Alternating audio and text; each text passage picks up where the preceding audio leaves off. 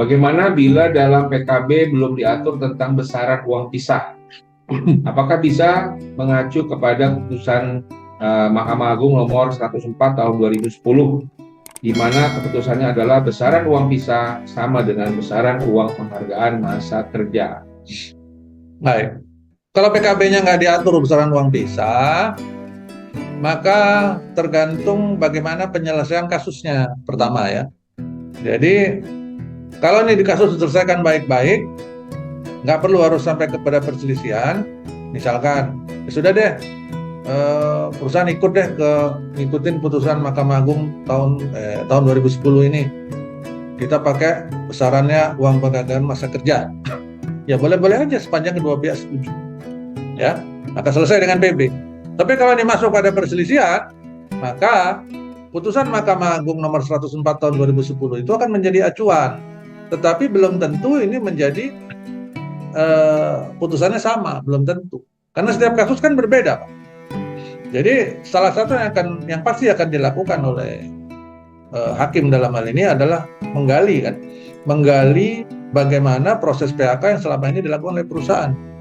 Tiba-tiba pada saat digali diminta data riwayat PHK yang lain, ternyata PHK yang lain selama ini bayar uang pisahnya 2 kali dari uang penghargaan masa kerja ini, Pak.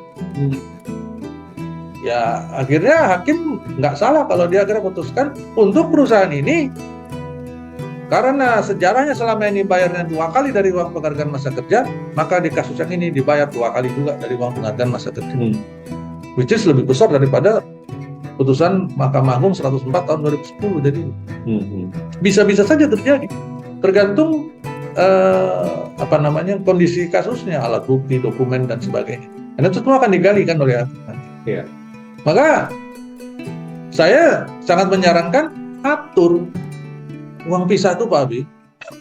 Perintahnya itu sudah ada sejak tahun 2004, 2003, 2004. Sejak Undang-Undang 13 tahun 2003. Berarti sudah 20 tahun kan, Pak? Sekarang tahun 2024. Ya, udah 20 tahun. Alasan apa lagi yang dipakai oleh perusahaan untuk membenarkan keputusannya tidak mengatur besaran uang pisah di peraturan perusahaan atau PKB-nya di hari ini, 20 tahun sejak aturan itu keluar? Alasan nggak tahu hukum. Padahal PKB, disebutnya PKB loh Pak, perjanjian kerja bersama. Berarti produknya 2 pihak. Berarti yang bikin serikat pekerja juga. Kok bisa serikat pekerja nggak tahu? Nggak mungkin serikat pekerja nggak tahu. Ya, nggak mungkin. HR-nya, saya nggak tahu nih HR-nya. Ya, jangan-jangan HR-nya bukan orang HR. Ya. Di kompetensinya nggak ada. Ya, import ya mungkin. Impor ya dari Wakanda. Jadi ya susah juga ya. Jadi tapi kalau saya disuruh memberikan komentar tentang keadaan PKB belum mencantumkan besaran uang pisah, buat saya ini adalah hal yang fatal.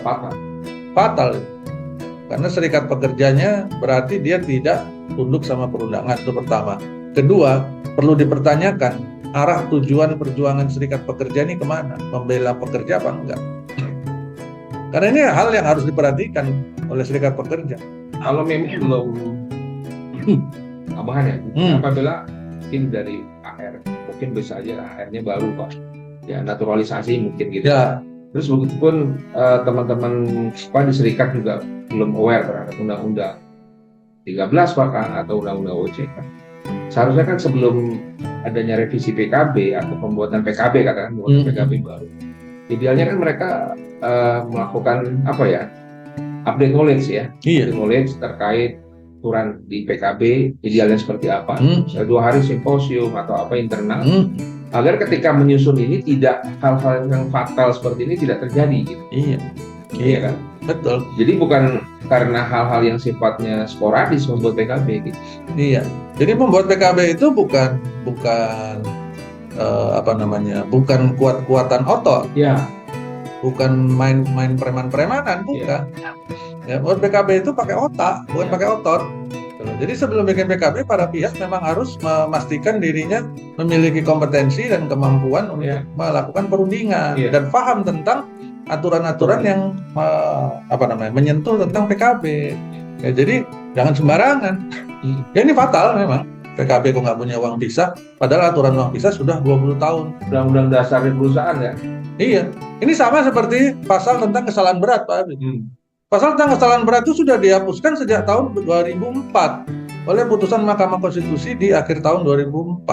Sekarang tahun 2024 saya masih menemukan ada peraturan perusahaan, ada perjanjian kerja dan PKB yang mencantumkan pasal tentang kesalahan berat. Dan itu pada saat saya ada acara dengan si perwakilan manajemen dan serikat pekerja, kedua-duanya saya tertawakan.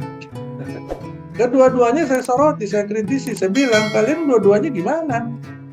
Maksudnya perjuangan kalian sebenarnya buat apa? Kenapa serikat pekerja masih mengamini ada kesalahan berat? Kenapa manajemen masih main-main dengan kesalahan berat? Nah itu ya yang harus jadi perhatian Bapak Ibu semua. Terima kasih.